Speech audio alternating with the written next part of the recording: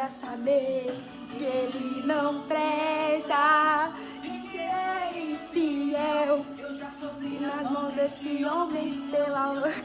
Gente, vocês são muito engraçados, de verdade.